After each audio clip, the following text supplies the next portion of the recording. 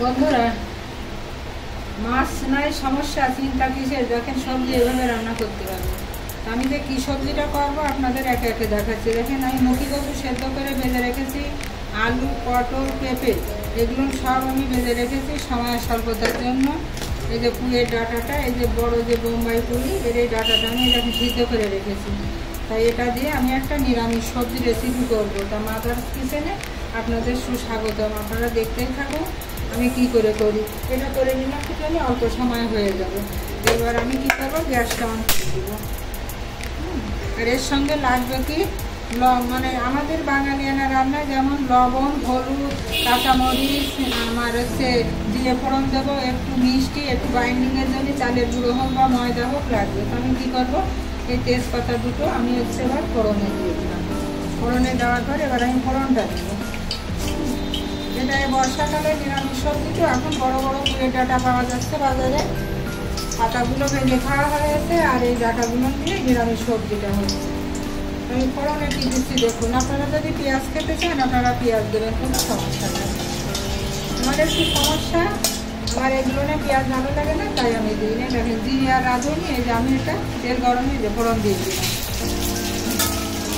রাঁধুনি এমন একটা ফোড়ন, যে কোনো মাছের বা তরকারির একটা যে গন্ধ থাকে, গন্ধটাকে নিরাময় করে, শরীর ঠান্ডা করে। রাঁধুনির গুণাগুণ, রাঁধুনি খেলে গ্যাস কম হয়। এটা দেওয়ার পরে আমি কি করব, এই দেখুন কাঁচামরিচটা, আমি কাঁচামরিচটা আগে দেবো না, কেননা আমি এই ভাজের জ্বালায় এখানে টিকতে পারবো না। পুঁইয়ের পাতা দিয়ে নিলাম, পুঁইয়ের ডাঁটা। এবার আমি কিছুটা কাঁচামরিচ দিয়ে দেবো। আমরা পুরো ডাঁটাটা ফেলে দেবো। কিছু সময় পরে ডাঁটাটা একটু মেরে দেবো। এটা আমার লবণ দিয়ে একটু সিদ্ধ করা আছে। লবণ দিয়ে সিদ্ধ করলে ভিতরে একটু লবণটাও চলে যায়, একটু সময় তুলে দেবো। নিয়ে এবার আমি কী দেবো, আমি হাতেই দিয়ে দিচ্ছি। আমি অল্প করে লবণ দেবো, যাতে ডাঁটায় লবণ না হয়। আমি একটু হলুদটা আমি কম করে দেবো, একটুখানি হলুদ দিয়ে দিলাম। এতে কোনো ঝালের গুঁড়ো যাবে না।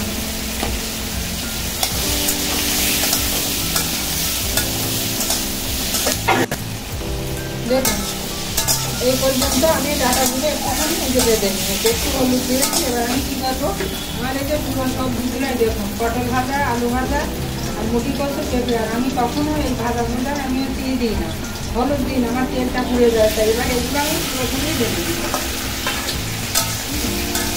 এটা বর্ষাকালে রাখলাম নিরামিষ সবজি। এর ভিতরে আমি এবার কী দেবো, এর ভিতর আমি যখন একটু জিরে ধনে যে বেটে রেখেছি, এটা আদা দেবো না, আমি জিরে ধনে বাটাটা আমি দিয়ে দিই, একটুখানি দিয়ে দেবো।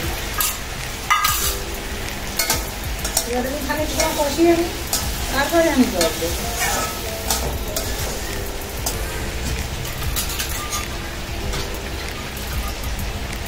দেখুন আমার এই যে সবজিটা মশলা দিয়ে কষানো হয়ে গেলে, এটা কিন্তু কোনো কালার আসবে না, যেহেতু আমি এখানে শুকনো মরিচের গুঁড়ো ব্যবহার করছি। এটা একেবারে শিশু থেকে বৃদ্ধ সবাই খেতে পারবে, অনায়াসে। শারীরিক যাদের সমস্যা আছে তারাও খেতে পারবেন। এবার আমি কী করবো, এখানে আমি পুরো ডাঁটা সিদ্ধ করেছিলাম। সিদ্ধ করে মানে আমি ডাঁটাগুলো ধুয়ে পরিষ্কার করে তারপরে আমি লবণ দিয়ে সিদ্ধ করে নিই। এই জলটা আমি ঢেলে নিই, এই জলটা আমি এতে দিয়ে দিই। সিদ্ধ জলটা দিলে আর কি আমার যে পুষ্টিটা আছে ডাঁটার জলের ভিতরে বেরিয়েছিল, এটা আমি এর ভিতরে দিয়ে দেবো। একটু ঝোল ঝোল মাখা মাখা হবে, ভাতটা তো খেতে হবে। এবার আমি এটা ঢেকে দেবো। ঢেকে দেওয়ার পরে ডাঁটাগুলো আর একটু সিদ্ধ হোক, তারপরে আমি রান্নাটা দেখাবো আপনাদের।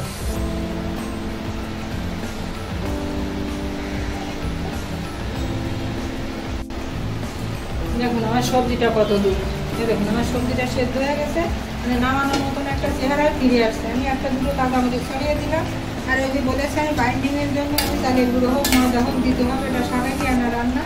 আমি খানিকটা বাইন্ডিংয়ের জন্য একটুখানি ময়দাগুলো দেবেন, নয় আটা হোক চালের গুঁড়ো হোক, এটা বাইন্ডিং না দিলে ভালো লাগবে না। দেখেন এটা গ্রেভি কত সুন্দর আসছে, যেহেতু এতে কোনো মশলাপাতি নাই, তো খেতে ইচ্ছা করছে না, মুখে অরুচি। এইভাবে রান্নাটা করবেন, লেবু দিয়ে খাবেন। আর এবার আমি কী দেবো, আমার লবণ মিষ্টি পরিমাণ মতো আমি দিয়ে নিয়েছি। এবার আমি একটুখানি ভাজা জিরের গুঁড়ো দিয়ে আমি সবজিটা নামিয়ে দেবো। লবণ মিষ্টি আপনারা যে যেমন খাবেন সে সেমন মিষ্টি না দিয়ে খাবেন না, দেবেন না। আমার মাদার স্টেশনে একটু মিষ্টির প্রবণতা আছে, ওটা আমি খাই। এ নিয়ে অনেকে অনেক কিছু বলেন, কিন্তু তবুও আমি ঠেকাতে পারি না। এবার আমি এই যে 1 চামচ বেশি নিয়ে দেবো। ভাজা জিরে গুঁড়ো করে আমি এই যে কোটোয় রেখে দিয়েছি, আমি এই ভাজা জিরে গুঁড়োটা দিয়ে দেবো। ভাজা জিরে গুঁড়োটা দিলাম। এবার আমি কী করবো, গ্যাসটা অফ করে দেবো। গ্যাসটা অফ করে দিয়ে আমার রান্নাটা দেখুন কমপ্লিট। একটু রসা রসা থাকবে, একটু রসা রসা থাকবে, ভাতটাও খেতে হবে আর লাগবেও খুব সুন্দর। এবার আমি সবজিটা না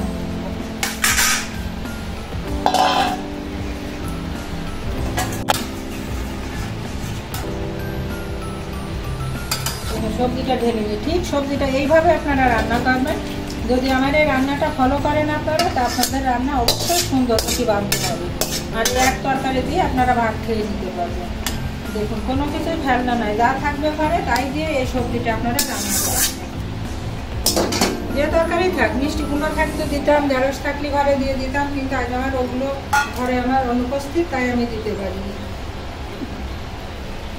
দেখুন আমার সবজিটা কেমন লাগলো, দেখে হয়তো বুঝতে পারবেন না, আপনাদের রান্না করে খেতে হবে।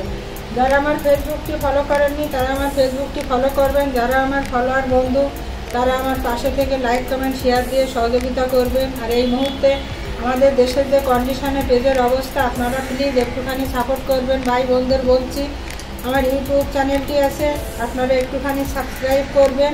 যেভাবে ভালোবেসে পাশে আসেন সেইভাবে ভালোবেসে পাশে থাকবেন। আর একদিনের জন্য হলো এই সবজিটা করে খাবেন, খেয়ে আমাকে কমেন্ট করে জানাবেন।